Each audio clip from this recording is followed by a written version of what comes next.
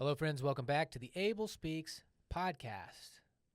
This episode, we are going to ask a medically related question, which means we're going to give the disclaimer up top that we are not medical providers. And so we're going to say that. We're not your doctor, but we have walked with hundreds of families that have processed similar things with their medical providers and gleaned some key takeaways and things that we hope can be helpful in your relationship with your medical provider. End of caveat. So typically, one of the first episodes we ever filmed was what is our approach to medical interventions? And so go check that out. I think it's episode 2 maybe or 3.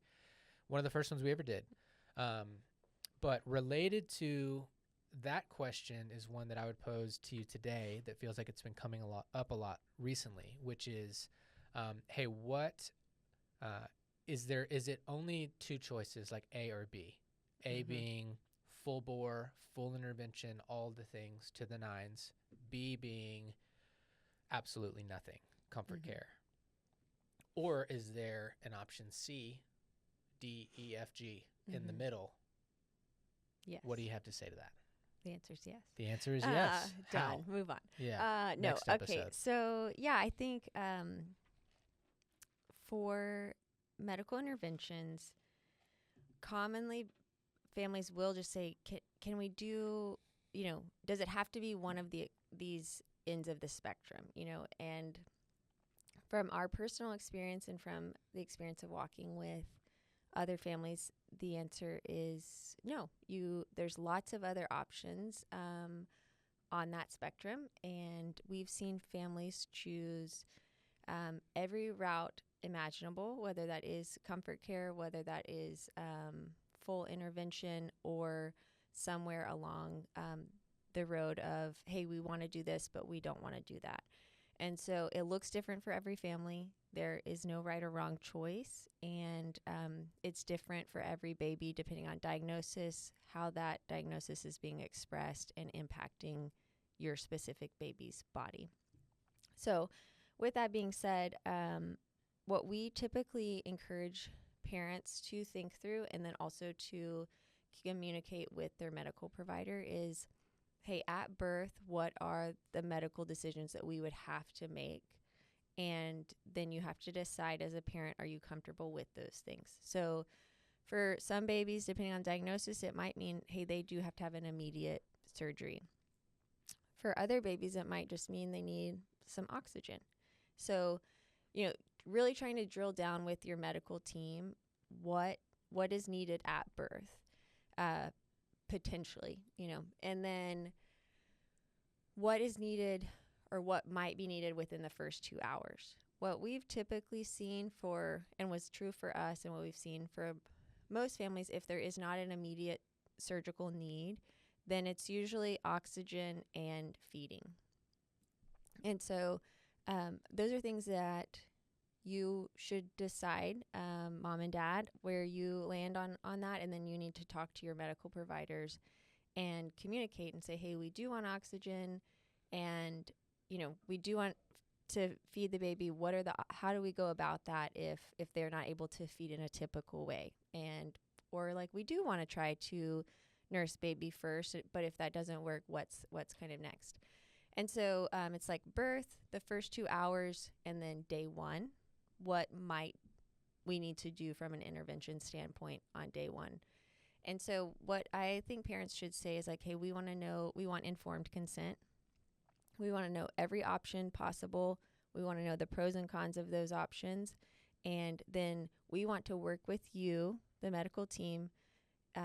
We want to work as a team together and come up with the best decision for our baby. And, I encourage parents to tell providers, we respect you and trust you and, value your input based on your work experience. But we also ask that you respect us and trust us as the people that have been entrusted with this child's life as their parents. And we want to work together as a team. That's good. In case it's being presented to you as it's just, do you want to go this route or that route?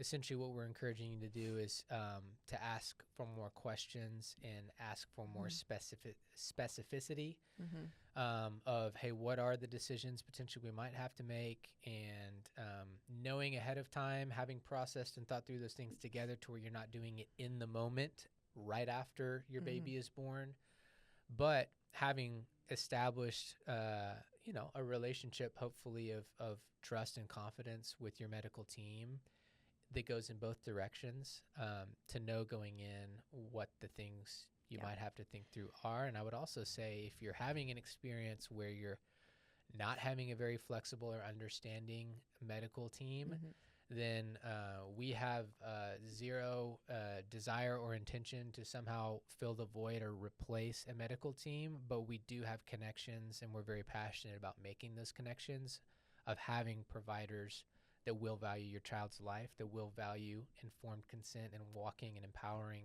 you as the parent on this journey. And so know that that's something that there are other options. If you're in a really bad situation, you don't have to stay in that situation. Yeah. And I would just say that whether you're a provider listening to this or a family listening to this, the goal is that everyone can be upfront and honest about, what you are. If you're the provider, it's like, this is what we feel comfortable doing.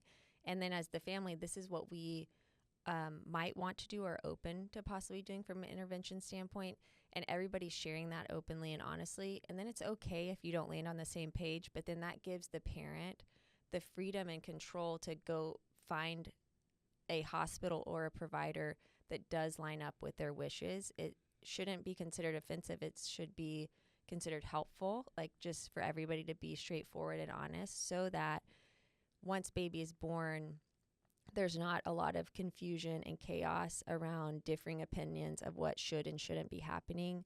Everybody feels informed, on the same page, and aware of what may or may not happen in terms of intervention standpoint, and everybody feels comfortable with that approach. Yep, that's good. So in that or any other avenue as far as decisions and things to process on the medical side, that's something we want to help be a resource and a sounding board to our families. We also develop some really practical resources of things like questionnaire for your medical team that we provide to the families that have reached out, that we're now walking with in the context of that relationship as we serve you. And so that is, as you said earlier, we have a database of medical professionals that do want to serve families who receive a life-limiting diagnosis and want to walk that road with them. So if you're having a hard time finding someone that is on the same page as you, then please, we would love for you to reach out so that we can make some of those connections for you. Yep. Yeah, there are amazing doctors out there that'll serve you really well. So I think that's it on this episode of the Able Speaks podcast. We'll catch you next time.